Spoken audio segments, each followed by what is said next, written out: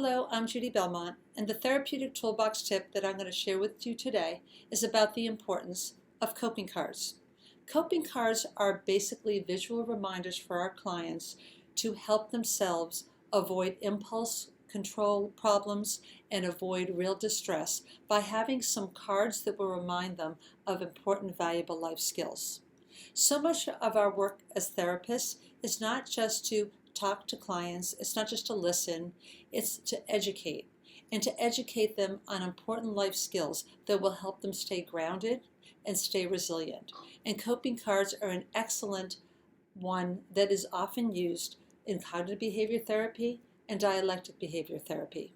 So an example of coping cards is I shouldn't burden other people with my issues. This is a common thought that runs through my client's mind. And on the other side is every issue I have is an opportunity to practice loving myself and sharing and getting support from others. So often our clients are steeped in one way of thinking, and brainstorming alternatives in a session of other ways to look at the same thought can be very helpful, particularly if they're written down so a client can refer to them. Other types of coping cards could be just affirmations, such as, let's say you have a client going into a meeting and they're very nervous about sounding okay and not saying anything stupid, and maybe they have a tendency to compare themselves to other people. And a coping card might be, I'm as worthy and as good as everyone else. Another important type of coping card is having your clients identify some of their common cognitive errors that distort their way of thinking, such as, I'm a loser. Obviously, that's all or nothing thinking. That would be one cognitive distortion. It would be labeling. That's another type of cognitive distortion. And if they actually write the type of distortion down with the phrase on the other side, it will help remind them to stay grounded in their thinking. So you can incorporate a lot of CBT principles in these coping cards.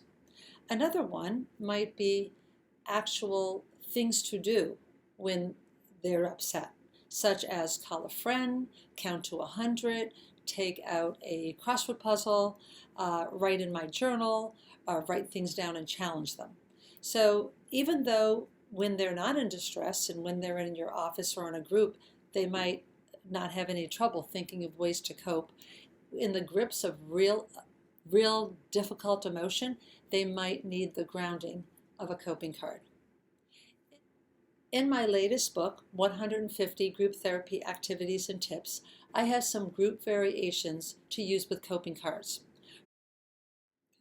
For example, every group participant tells the group some situation that often causes them a lot of emotional distress, such as, using the example I had before, going into a meeting and afraid of saying something stupid.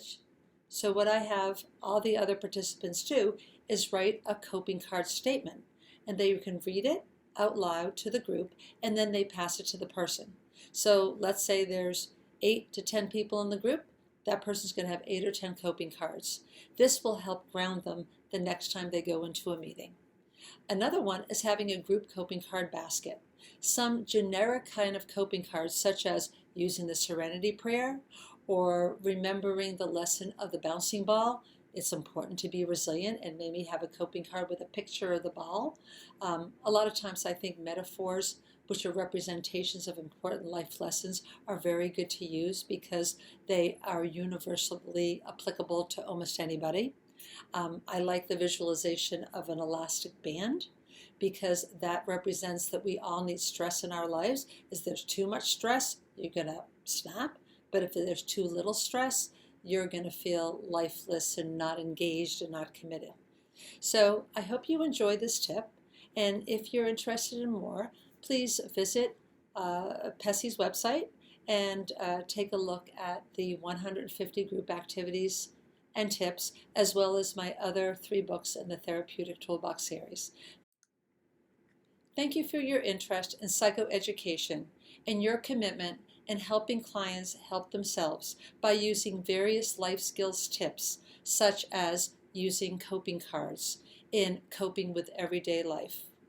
These valuable life skills can truly last your client a lifetime. Thank you.